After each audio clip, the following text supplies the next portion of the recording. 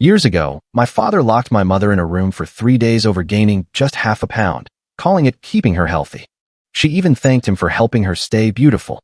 I stayed silent back then, but this morning he showed up outside my apartment in tears. You know how sometimes you hear stories that just make your blood run cold? Well, I lived one. It started when I was just 8 years old, with a scale, a locked door, and the crushing weight of a family secret that stole our lives, pound by agonizing pound. In our house, every single woman had to step on a scale at 6 a.m. sharp, without fail. If you gained even half a pound, you were banished.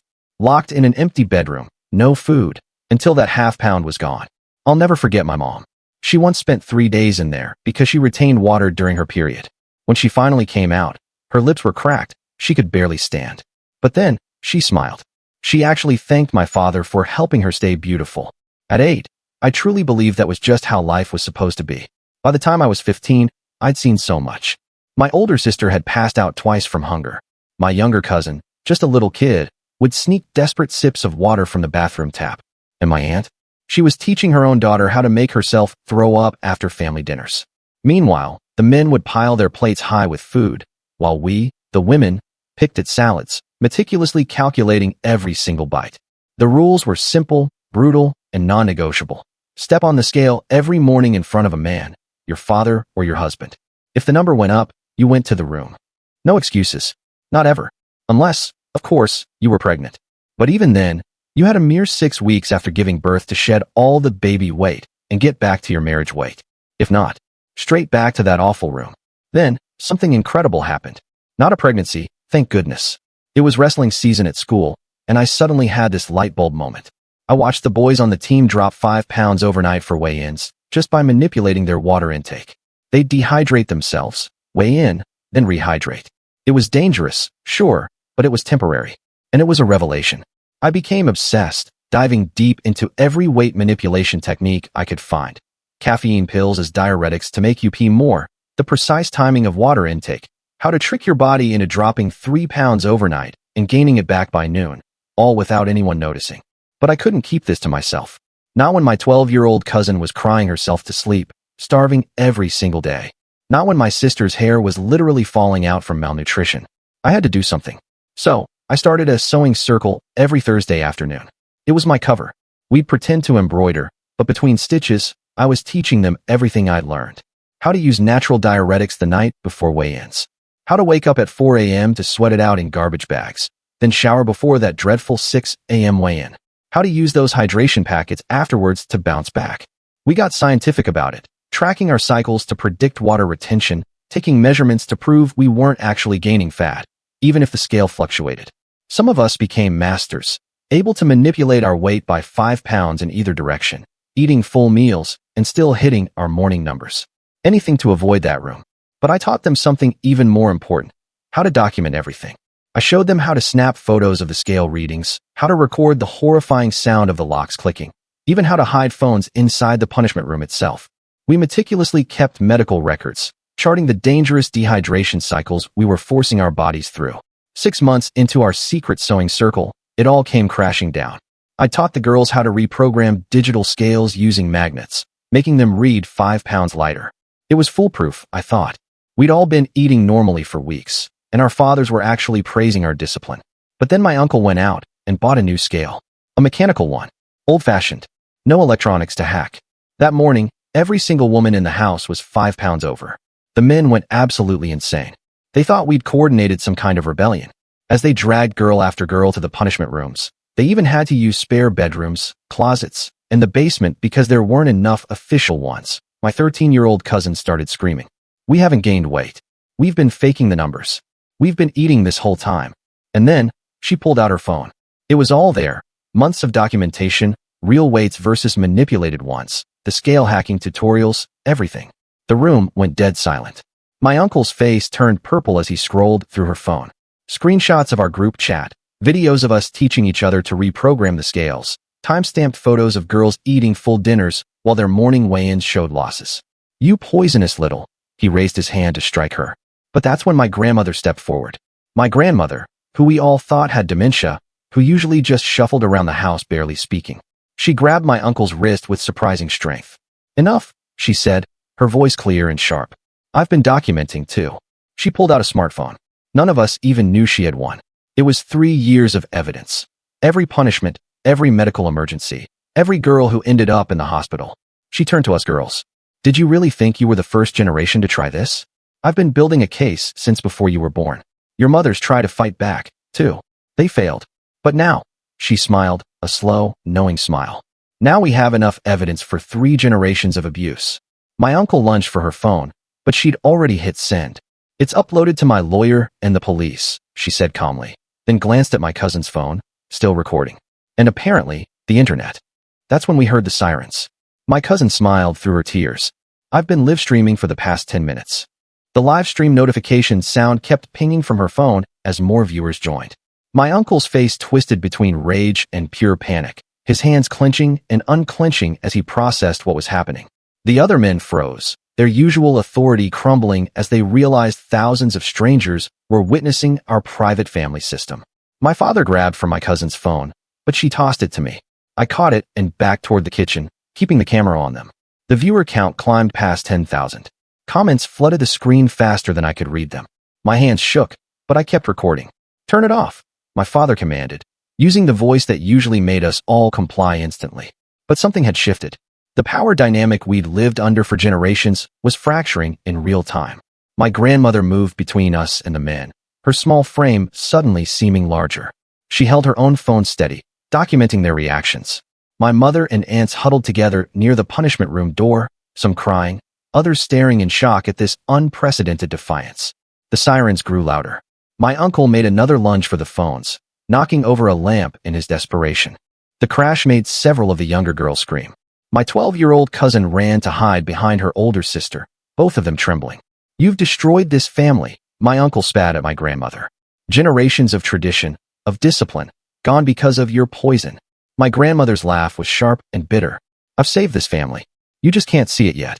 The doorbell rang, then pounding. Police. Open up. My father moved toward the door, then stopped, realizing that opening it would mean admitting officers into our home while a live stream showed everything. The pounding intensified. Through the window, I could see multiple patrol cars, their lights painting our living room walls in alternating red and blue. My uncle turned his fury on me. You started this with your little weight tricks, teaching them to cheat the system. I kept the phone steady, though my whole body trembled. I taught them to survive your system. More pounding. The doorframe shook. My grandmother walked calmly to open it, but my uncle blocked her path. They stood face to face, decades of hidden conflict finally surfacing. She met his glare without flinching. Move, or I'll add assault to the list of charges, she said quietly. The viewer count hit 50,000. Comments poured in, demanding someone call child services, asking for our address, expressing horror at what they were witnessing. My cousin had been smart to keep our location vague in her username. My uncle's wife, my aunt, the one who'd taught her daughter to purge after meals, suddenly spoke up. Let them in. Her voice was barely a whisper, but in the tense silence, everyone heard her. I'm done. I can't do this anymore. Her husband whirled on her. You're my wife. You stand with me. She shook her head, tears streaming. I've stood with you for 15 years. I've starved myself. Watch my daughter starve. No more. The police gave a final warning before the door burst open. Officers flooded in, taking in the scene. The cowering women and girls, the angry men, the phones recording everything. They quickly separated everyone, moving the men to one side of the room. A female officer approached my grandmother first, recognizing her as the one who'd called. They spoke in low voices while my grandmother showed her phone, presumably the evidence she'd collected. The officer's expression grew increasingly grim as she scrolled through years of documentation. My uncle tried to explain to another officer, his voice switching to reasonable and calm. This is a family matter. We have certain household rules about health and fitness. These women are being dramatic. The officer looked at the punishment room, its door still open, showing the bare mattress and empty walls. Then at my mother's hollowed cheeks, my sister's thinning hair. The way all of us women seemed to shrink into ourselves when the men moved. We'll need to interview everyone separately, the officer announced. My grandmother nodded. The girls have medical records, malnutrition, dehydration, electrolyte imbalances. It's all documented. The live stream kept running. I saw comments from people sharing their own stories, expressing solidarity. Some claimed to be calling local news stations. The viewer count passed 100,000. My cousin's phone battery warning flashed red. My father finally spoke to me directly. You've shamed our family in front of the world. How could you do this? I found my voice, steadier now with the police present. How could you lock mom in a room for 3 days? How could you watch your daughter pass out from hunger? We were keeping you healthy, he insisted. But even he seemed to realize how hollow it sounded with police officers documenting the punishment room. My grandmother pulled out a folder from behind a picture frame.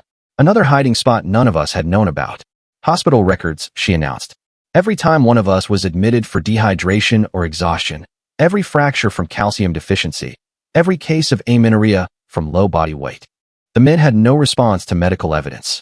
Their system had relied on isolation, on making us believe this was normal. But here, with strangers watching, with police taking notes, with documentation spanning years, their control evaporated. More family members began speaking up. My aunt admitted she'd been hospitalized twice for kidney problems from chronic dehydration. My oldest cousin revealed she'd been trying to get pregnant for 3 years, but couldn't because her body weight was too low. Stories poured out that we'd never shared with each other, each woman thinking she was alone in her suffering. The female officer coordinating the scene called for additional units and social services. We'll need to process this house as a crime scene, she announced. Everyone will need to come to the station for formal statements. My uncle made one last attempt at control. You can't arrest us for having household rules. This is America. A man has the right to run his home. Not like this, the officer replied firmly. What you've described and what we're seeing constitutes systematic abuse. As they began leading the men out, my father looked back at me. For the first time in my life, I saw fear in his eyes. Not anger, not disappointment, but actual fear. The power structure that had defined our family for generations was crumbling, and he knew it. My grandmother gathered us younger girls together. This is just the beginning, she warned quietly. They'll try to regain control. They'll use lawyers, manipulation, family pressure. Some of your mothers might even side with them out of fear or habit. You need to be prepared. She was right. Even as the police cars pulled away, I could see my uncle on his phone, probably calling lawyers. This wasn't over. The live stream had exposed our secret, but exposing it and ending it were two different things. My cousin's phone finally died, ending the broadcast. But the damage was done. Or rather, the healing had begun. For the first time in our lives, we'd spoken our truth to the world. The weight that had controlled us for so long suddenly seemed less crushing. As we prepared to go to the station, I looked around at my family. Some of the women looked terrified, others relieved.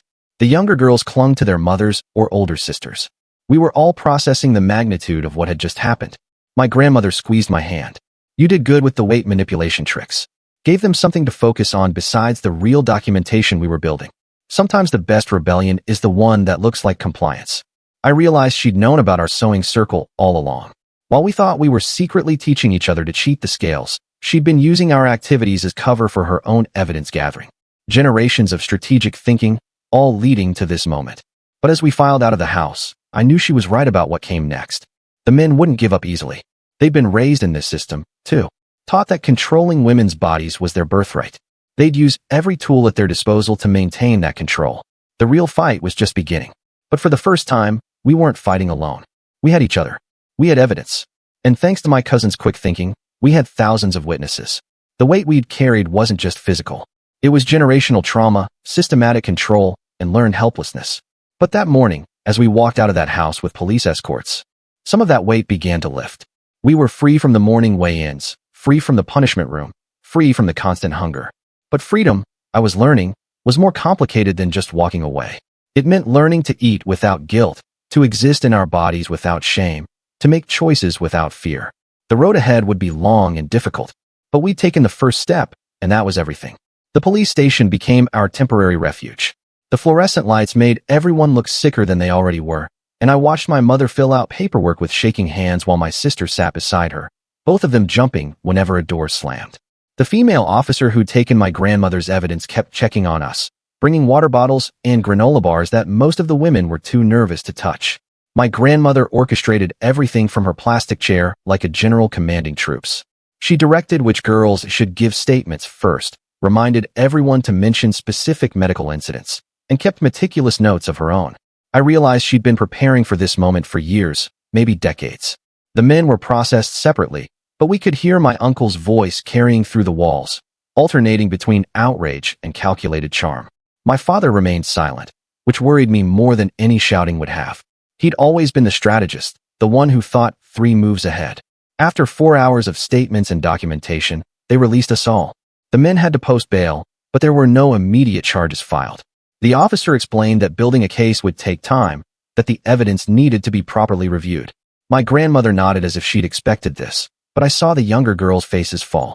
They'd thought the police would fix everything immediately. We couldn't go back to the house, not with it being processed as a crime scene. My grandmother had anticipated this, too. She'd been secretly renting a small apartment across town for the past 6 months, paying cash, keeping it ready. She handed out keys she'd had made, and we caravanned there in borrowed cars and ride shares. The apartment was cramped, but stocked with essentials. 23 women and girls crowded into a 2-bedroom space, meant for maybe 4 people. We spread out sleeping bags and blankets on every available surface. My grandmother had even hidden protein bars and meal replacement shakes in the closets, knowing we'd need to rebuild our strength. That first night, I couldn't sleep. I kept checking my phone, watching the view count on the dead live stream climb. Screenshots were spreading across social media. People were sharing their own stories of family control and abuse. But I also saw the backlash starting. Comments calling us liars, saying we were ungrateful, that men had the right to keep their families healthy. My uncle must have found allies online already. The next morning brought our first betrayal. My Aunt Catherine, my father's sister, who'd always seemed sympathetic to our suffering, showed up at the apartment before dawn. She knocked softly, and when my grandmother answered, Catherine pushed inside with tears streaming down her face. She fell to her knees in the tiny living room, waking everyone with her sobs. She begged forgiveness, said she'd been weak, that she'd never meant for things to go so far. My grandmother's face hardened as Catherine confessed that she'd given our location to the men. They were coming. The apartment erupted in panic. Girls scrambled for their shoes. Mothers clutched their daughters. Everyone talking at once about where to run. But my grandmother held up her hand for silence. She'd expected this, too. Catherine had always been the weakest link, too dependent on her husband's approval to fully commit to resistance. My grandmother made Catherine call her husband back, putting the phone on speaker.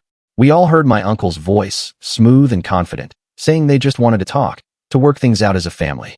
They'd be there in 20 minutes to collect their wives and daughters. No police this time, just a family discussion. After Catherine hung up, my grandmother revealed her next move. She'd installed security cameras in the apartment hallway and doorway. Everything would be recorded. If the men tried to force us to leave, we'd have evidence. But she warned us that they'd likely use other tactics first. Emotional manipulation was their strongest weapon. We had minutes to prepare. My grandmother assigned roles like a director blocking a scene. The youngest girls would hide in the back bedroom with 2 of the stronger mothers guarding the door. The rest of us would form a human barrier in the living room. Most importantly, multiple phones would be recording from different angles. Catherine crumbled completely. Realizing she'd been used as a pawn, she begged to help, to make amends. My grandmother studied her for a long moment before assigning her a crucial task. She would answer the door and try to keep the men in the hallway as long as possible, giving us time to position ourselves. The knock came exactly 20 minutes later. Catherine opened the door with shaking hands. My father stood there with my uncle and 3 other men from our extended family. They dressed carefully, looking respectable and concerned rather than angry. My father even carried a bouquet of flowers. Catherine tried to block the doorway, stammering about needing more time, but my uncle gently moved her aside. They filed into the apartment, taking in the crowded conditions with expressions of exaggerated concern. My father's eyes found mine immediately, and I saw his strategy shifting as he assessed our defensive positions. He approached slowly, holding out the flowers toward my mother. She stood frozen between my grandmother and my sister, unable to move. He spoke softly about forgiveness, about family unity, about how we could work through this together. His voice was honey, the tone he'd used throughout my childhood to make punishments seem like love. My uncle took a different approach, expressing shock at our living conditions. How could we subject the children to sleeping on floors? What kind of example were we setting? He pulled out his wallet, offering to pay for a hotel, separate rooms for everyone to have space and privacy. All we had to do was come with them to discuss terms. The other men spread out, each targeting specific women. They knew exactly which buttons to push. One reminded his wife about their daughter's upcoming birthday party, already planned and paid for. Another mentioned his wife's elderly mother, who'd been asking where everyone was. They painted pictures of normal life waiting just beyond our resistance. My youngest cousin, only 10 years old, peeked out from the bedroom despite orders to stay hidden. Her father's face lit up with genuine seeming joy. He dropped to his knees, arms open, calling her his princess. She took a step forward before her older sister yanked her back, slamming the bedroom door. The rejection cracked their calm facades. My uncle's voice hardened as he pointed out that we couldn't stay here forever. 23 people in a two-bedroom apartment would violate occupancy codes. He'd already called the landlord to express concern. Did we want to be evicted? To have that on our records? My father tried another tactic, focusing on the practical. How would we support ourselves? Most of the women had never worked, had no credit history, no savings. He controlled all the bank accounts, the car titles, the health insurance. Did we plan to raise our daughters in poverty just to prove a point? That's when my grandmother played her next card. She pulled out a folder thick with documents, bank statements from accounts the men didn't know about, jobs she'd helped women secure secretly over the years, a paper trail of financial abuse that would ensure favorable divorce settlements. She'd been planning this for longer than any of us had imagined. The men's composure finally cracked. My uncle lunged for the folder, but 3 women blocked him. He grabbed Catherine's wrist instead, twisting it until she cried out. The cameras captured everything. He realized his mistake immediately, releasing her and stepping back, but the damage was done. My father tried to salvage the situation, suggesting we were all emotional and needed time to calm down. He proposed a compromise. The women could stay in the apartment for a week to think things over, but the girls should come home where they'd be properly cared for. The mothers could visit anytime they wanted. Several mothers wavered at this. The apartment was cramped, resources were limited, and they'd been conditioned to believe they couldn't properly care for their children without their husband's support. I saw the doubt creeping across faces, the old programming reasserting itself. That's when I remembered something from my wrestling research. Psychological warfare worked both ways. I pulled out my phone and started reading from a medical website about the long-term effects of childhood malnutrition, stunted growth, cognitive impairment, organ damage. I listed every girl in our family who'd been hospitalized, every diagnosis directly traceable to our father's rules. My sister joined in, rolling up her sleeves to show the scars from when she passed out and hit the corner of a table. My cousin displayed her thinning hair, pulling out clumps to demonstrate the ongoing damage. One by one, the girls presented evidence of what proper care had really meant in our family. The mother's resolve hardened again. They formed a tighter barrier between the men and their daughters. My uncle made one last attempt, promising changes, counseling, whatever we wanted, but his phone rang before he could finish. The landlord was in the parking lot, responding to his earlier call about occupancy violations. My grandmother smiled. She'd anticipated this, too. The lease was in her name alone, and she'd already cleared our temporary situation with the actual property owner, not the management company my uncle had contacted. The landlord downstairs was actually a social worker she'd been coordinating with, ready to document any attempts at forced removal. Cornered and outmaneuvered, the men had no choice but to retreat. My father locked eyes with me one last time before leaving. The look promised this wasn't over. They'd regroup, find new angles, apply different pressures. The war for our family's future had only just begun. After they left, we discovered Catherine had been recording audio on her phone the entire time, her small attempt at redemption. My grandmother added it to her ever-growing evidence file, but she warned us not to get comfortable. The men would escalate. They always did when their control was threatened. The next few days blurred together in a haze of survival logistics. We established routines in our cramped quarters, rationing food and bathroom time. My grandmother coordinated with lawyers, social workers, and domestic violence advocates. She'd built an entire network of support we'd never known existed. But the men were building their own network. My cousin monitoring social media showed me the narrative they were crafting online. We were rebellious women influenced by radical feminism. They were loving fathers and husbands trying to save their families from a cult like grandmother. They posted old photos of happy family gatherings, carefully cropped to hide our hollow cheeks and tired eyes. The pressure campaign intensified. Extended family members we hadn't seen in years suddenly called, expressing concern. Former family friends reached out with offers of mediation. Even our old pastor left voicemails about the sanctity of marriage and family unity. Each contact was carefully orchestrated to wear down our resolve. Then came the financial assault. Bank accounts were frozen. Credit cards canceled. Insurance policies terminated. Cars reported stolen. The men knew exactly how to weaponize the system they'd used to control us.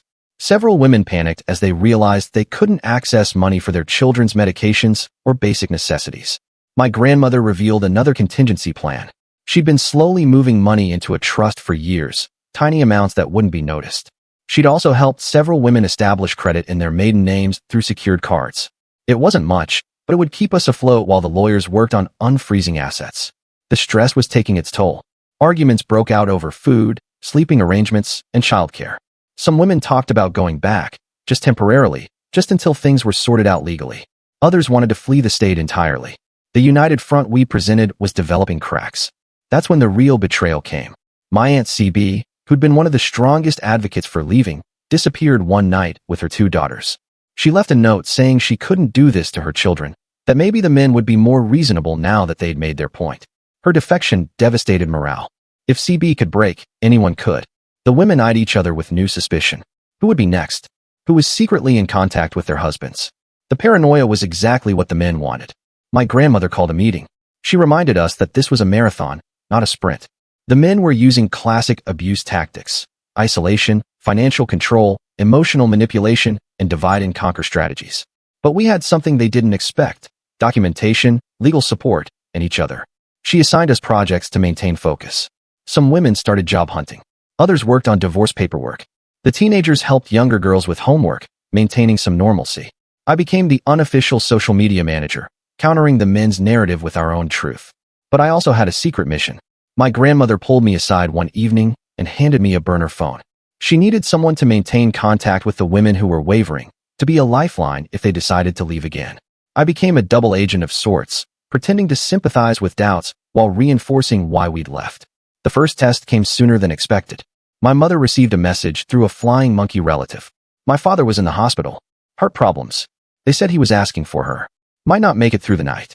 The emotional manipulation was obvious, but my mother's conditioning ran deep. I went with her to the hospital, both for support and surveillance. My father lay in the bed, looking genuinely ill, but not critical. He reached for my mother's hand, tears in his eyes, apologizing for everything. He promised changes, therapy, whatever it took. He just couldn't bear to die without his family. My mother wavered, her hand hovering over his. I saw the years of programming warring with newfound freedom. Then I noticed the heart monitor. The numbers were too steady for someone supposedly dying. I'd learned to read medical equipment during our documentation phase. I whispered this observation to my mother. Her hand withdrew. She told my father she hoped he recovered, but that she wouldn't be returning. His facade cracked, and he grabbed her wrist. Security had to be called. We left with another piece of evidence: medical records showing he'd been admitted for anxiety, not heart problems. Back at the apartment, word of the fake medical emergency spread. It strengthened resolve in some, but deepened fear in others. If the men would fake illness, what else would they do? The answer came within days. Child Protective Services showed up, responding to anonymous reports of neglect and overcrowding. My grandmother was ready with documentation showing our temporary situation, the social worker's approval, and evidence of the abuse we'd fled. But the investigation itself was traumatic, especially for the younger girls who'd already been through so much. The men's strategy was clear. If they couldn't force us back, they'd make our new life so difficult, we'd return voluntarily. Every system designed to protect us was being weaponized against us. The investigations, while ultimately unfounded, drained our resources and energy. Some women began meeting with their husbands secretly, trying to negotiate individual returns. The unity we'd fought so hard to maintain was fracturing. My grandmother didn't judge them. She'd seen this pattern before. Some would go back, others would find the strength to stay. The important thing was that they now knew escape was possible. I focused on damage control, documenting every interaction, every threat, every manipulation. The file grew thicker daily, but I also watched the toll it was taking on everyone, especially my grandmother. She'd been fighting this fight for decades, and the stress was showing. One evening, while most everyone slept, I found her on the apartment's tiny balcony, looking older than I'd ever seen her. She told me about her own mother, who tried to escape once but had been dragged back. About the aunt who'd succeeded in leaving but had been cut off from her children forever. About all the women who'd tried and failed before us. She also told me why she'd stayed and played the long game. She'd realized that individual escape wasn't enough. The system would continue with the next generation.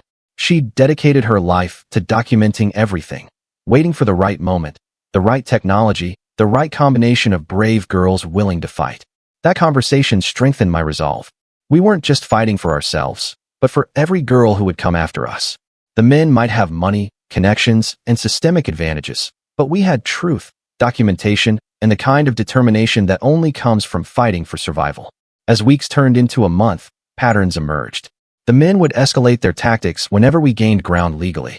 Every small victory in court was met with new forms of harassment. But we were learning, too. Anticipating their moves, preparing counters. The apartment became a war room. Charts tracking legal proceedings covered one wall. Schedules for job interviews and school enrollments covered another. We were building new lives piece by piece, even as we fought to dismantle the old ones. Some women did leave, unable to withstand the pressure. We hugged them goodbye without judgment, giving them burner phones and promises of support if they needed to escape again. Others arrived, relatives who'd heard about our stand and found their own courage. The numbers fluctuated, but the core group solidified. My role evolved from documentarian to strategist. I studied patterns in the men's behavior, predicting their next moves with increasing accuracy. I learned which judges were sympathetic to our cause and which ones shared the men's worldview. I mapped out connections between the men's supporters, identifying weak links we could potentially turn. The breakthrough came from an unexpected source. CB, who'd returned to her husband weeks earlier, reached out through the burner phone network. She'd gone back as a spy, documenting her husband's planning sessions with the other men. She'd recorded conversations about hiding assets, coaching each other on legal strategies, and planning their next pressure tactics. Her intelligence was invaluable. We knew about the private investigator before he started following us. We anticipated the attempt to have my grandmother declared mentally incompetent. We prepared for the coordinated effort to influence our divorce judges. Each scheme failed because we were ready, but the men were getting desperate. Their controlled, calculating approach was giving way to pure rage. The masks they'd worn for the public were slipping. Some made threats in writing. Others showed up at job interviews to sabotage employment opportunities. One even tried to kidnap his daughter from school. Each escalation provided more evidence, but also more trauma.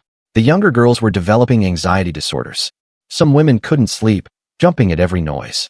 The cost of freedom was higher than any of us had anticipated, but still less than the cost of staying. My grandmother's health declined further. The stress of coordinating everything while fighting her own legal battles was taking its toll. I took on more responsibilities, becoming her unofficial deputy.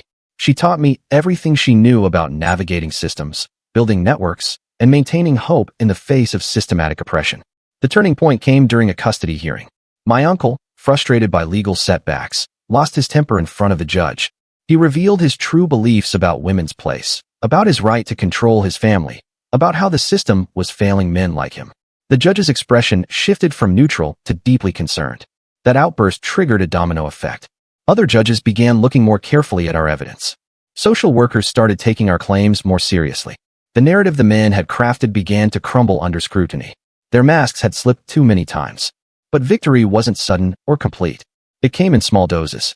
A restraining order here, a favorable custody ruling there. Each win was hard-fought and partial. The men regrouped after each loss, trying new tactics, finding new allies. The war of attrition continued. Some women grew strong in the fight.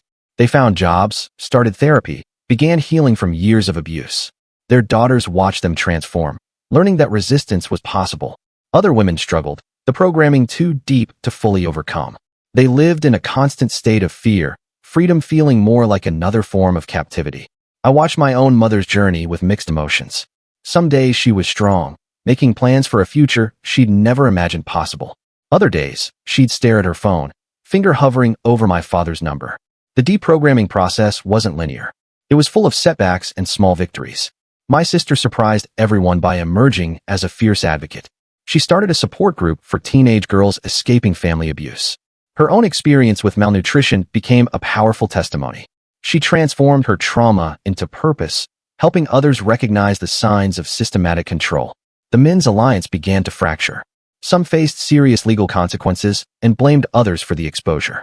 Financial pressure mounted as they paid for lawyers while losing control of family assets. The unified front they presented started showing cracks. We received word that two of the men were turning on each other, each trying to minimize their own involvement by highlighting the other's abuse. Their lawyers advised them to settle rather than risk criminal charges. The system they'd used to control us was slowly turning against them. But the core group, my father and uncle, remained defiant. They adapted their tactics, portraying themselves as victims of a feminist conspiracy. They found online communities of men who'd lost their families to similar escapes. They weren't giving up, they were evolving. My grandmother warned us that this was the most dangerous phase. Cornered abusers often escalated to violence. We increased security measures, varied our routines, and maintained vigilance. The apartment felt more like a bunker than a home, but it kept us safe. Through it all, I documented everything. The story that had started with a live stream had become a comprehensive archive of systematic abuse and resistance. Lawyers used our documentation in court. Researchers contacted us about studying our case. Our story was becoming bigger than just our family. But we couldn't lose sight of the individual battles within the larger war. Each woman's journey was unique.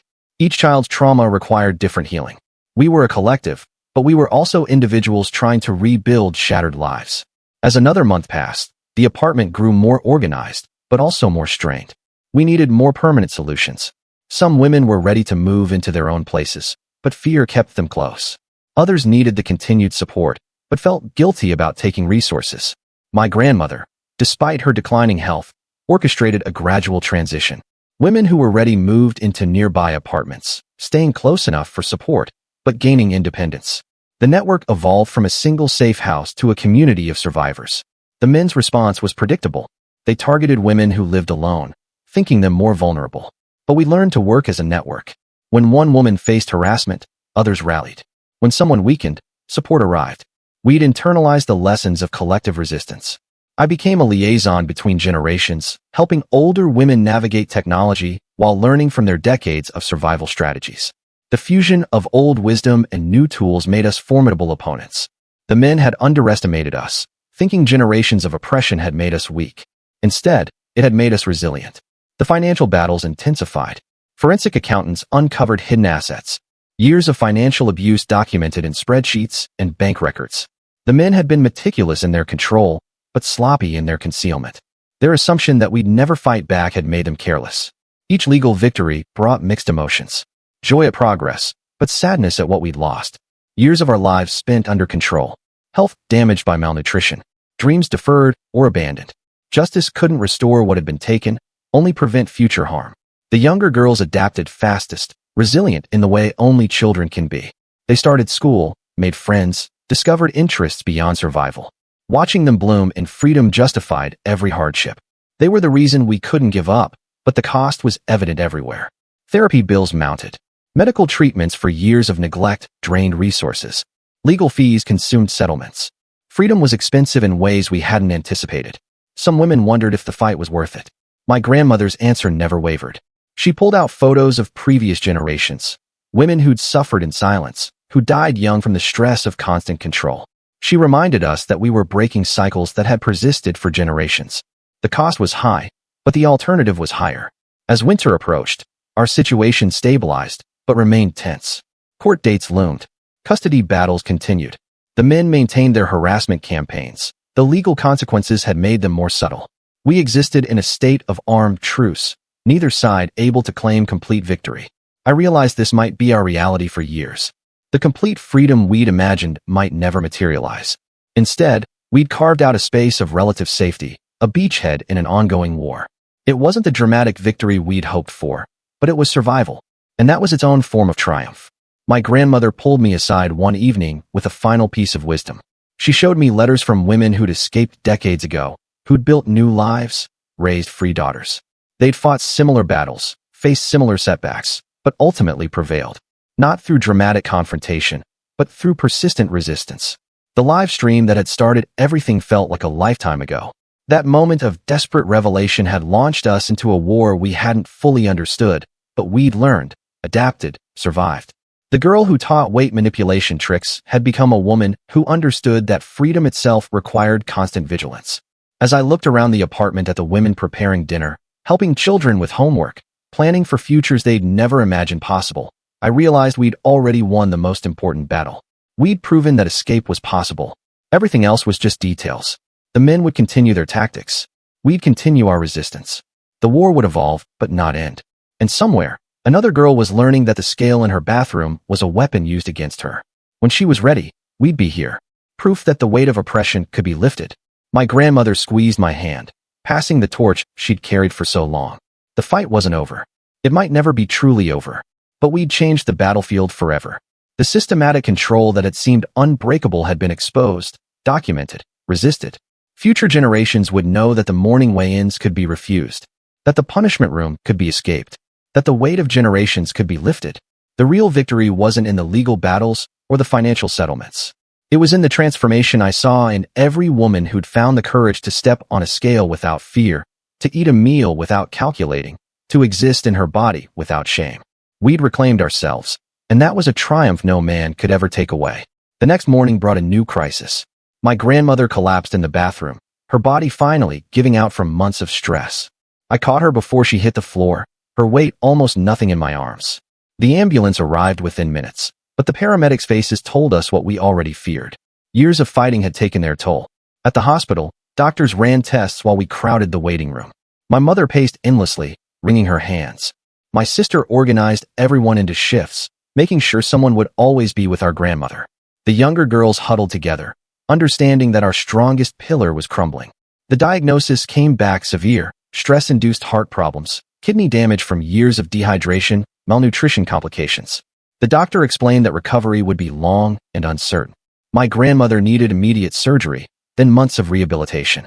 The medical bills would be astronomical. My father appeared in the hospital corridor that afternoon. Security moved to intercept him, but he held up his hands peacefully. He brought insurance paperwork, offering to cover my grandmother's treatment if we'd just talk. My mother's hand trembled as she reached for the documents before pulling back. We all knew his help came with chains attached. The men had found their perfect leverage. Without insurance, my grandmother's care would bankrupt us. With it, we'd owe them. They'd orchestrated this moment carefully, waiting for our weakest point. My uncle arrived an hour later with more relatives, all expressing concern, all offering conditional help. That evening, I discovered something while sorting through my grandmother's belongings for her hospital stay. Hidden in her medication organizer were USB drives, each labeled with dates going back years. I plugged one into my laptop and found recordings I'd never known existed. Videos of previous generations attempting escape, women who'd tried and failed. Their stories were our stories, repeated across decades. One video showed my grandmother as a young woman teaching her daughters the same weight manipulation tricks I'd later discovered. The cycle had been repeating far longer than any of us realized. Each generation thought they were the first to resist, not knowing they were following patterns established by their grandmothers. Armed with this new evidence, I called an emergency meeting in the hospital cafeteria. The women gathered, exhausted from maintaining vigil over my grandmother. I showed them the videos, the proof that our fight was part of something larger. Some cried seeing their mothers or grandmothers young and hopeful before the system broke them. My cousin, who'd started the live stream, had an idea. She'd been contacted by a documentary filmmaker interested in our story. We'd refused all media attention, following my grandmother's instructions to keep this within the family. But what if we used their resources differently? Not for fame or exposure, but for leverage against the men. We crafted a careful plan. The filmmaker would create a private documentary using my grandmother's archived footage and our current situation. We wouldn't release it publicly, but its mere existence would be our insurance policy. If the men continued their harassment, if they tried to force us back, we'd have a completed film ready to destroy their reputations. The men discovered our plan within days. Their response was swift and brutal. They filed for emergency custody of all minor children, claiming we were exploiting them for profit. They froze more assets, canceled more insurance policies. They even got Catherine to testify that we were planning to sell our story to the highest bidder. The custody hearing was scheduled for the same day as my grandmother's surgery. We had to split up, some staying with her, others fighting for our children. In the courthouse, my father presented himself as a concerned parent trying to protect his daughters from exploitation. He'd hired the best lawyers, coached witnesses, prepared for months. But we prepared, too. CB's recordings from inside their planning sessions became crucial evidence. The judge heard my uncle coaching my father on how to appear sympathetic, discussing which judges could be influenced, planning financial attacks. Their own words condemned them more effectively than we ever could. During a recess, my father cornered me in the hallway. He dropped his public persona completely, revealing the desperate man underneath. He offered me a deal. If I convinced the others to drop everything, to come home, he'd ensure my grandmother got the best care. He'd even allow some changes to the weight rules. All I had to do was betray the women who'd become my family. I walked away without responding, but his offer haunted me. My grandmother was dying. The younger girls were suffering. Maybe compromise was better than mutual destruction. That night, I found myself standing outside my childhood home, key in hand, wondering if I was strong enough to resist the pull of familiar chains. My sister found me there. She didn't judge or lecture. Instead, she showed me messages from the younger cousins, girls who'd started eating normally for the first time in their lives. Photos of them laughing, playing sports, existing in their bodies without fear. Their freedom was the answer to my father's offer. The judge's ruling came down split. The men retained some custody rights, but with strict supervision. Our evidence of systematic abuse wasn't enough to sever their connections completely, but it was enough to ensure they couldn't enforce their rules anymore. The weight requirements were specifically forbidden in the custody agreement. My grandmother survived her surgery, but remained weak. We moved her to a rehabilitation facility, taking turns visiting, She could barely speak, but her eyes remained sharp.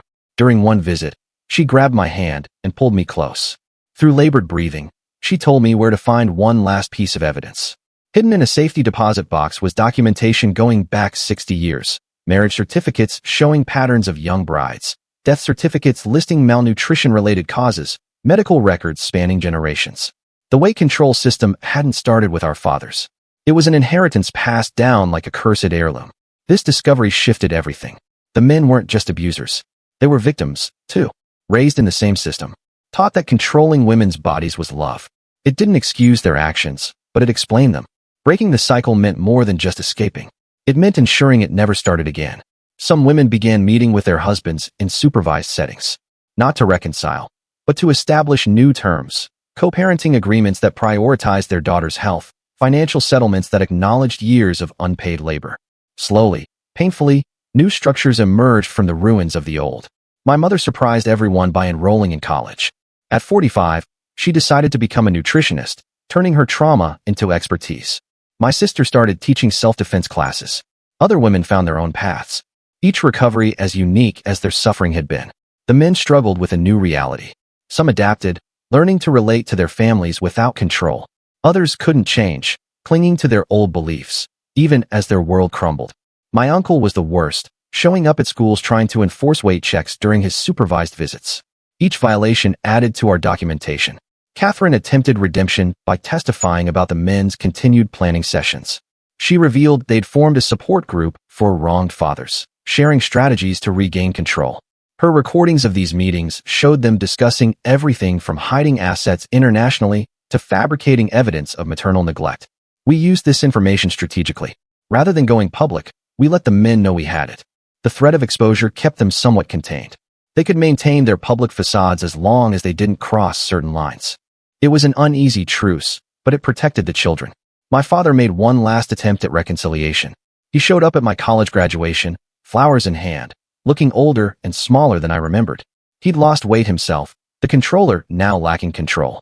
He tried to hand me an envelope, claiming it contained an apology and a check for my student loans. I didn't take it. Some bridges, once burned, couldn't be rebuilt, but I didn't call security either. We stood there, father and daughter, separated by more than just space. He finally set the envelope on a bench and walked away.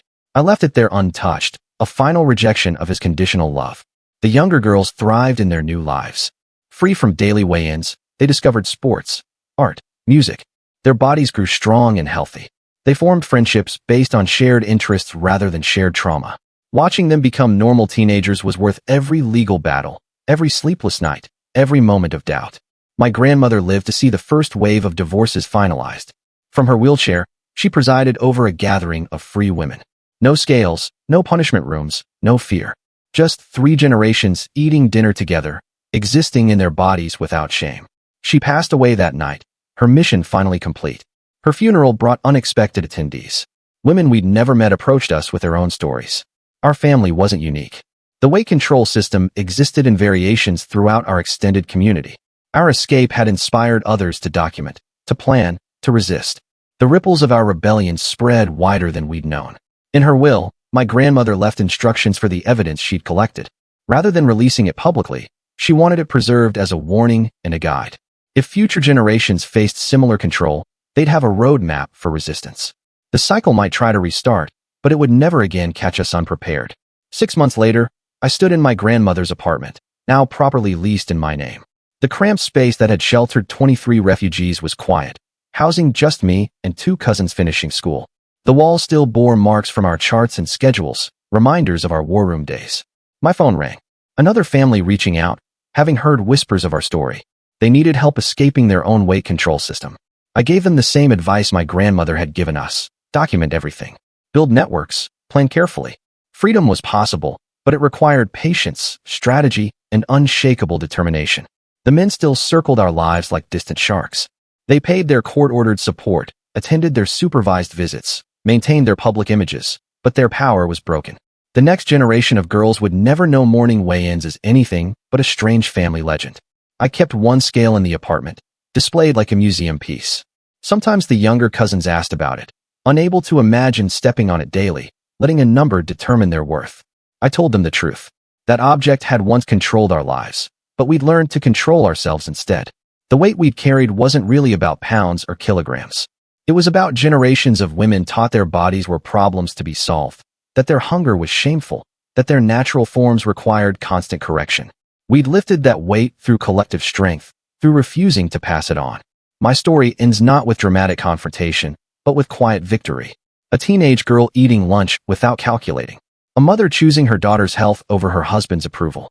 A grandmother's evidence protecting future generations. We'd won by surviving, by documenting, by refusing to let the cycle continue. The scale sits silent now, its power stripped away. We learned its secret. It could only control those who stepped on it. Our rebellion succeeded not through grand gestures, but through daily choices. Every meal eaten without guilt. Every pound gained or lost without punishment. Every girl raised to trust her body's wisdom was a victory. Freedom, I learned, wasn't a destination, but a practice.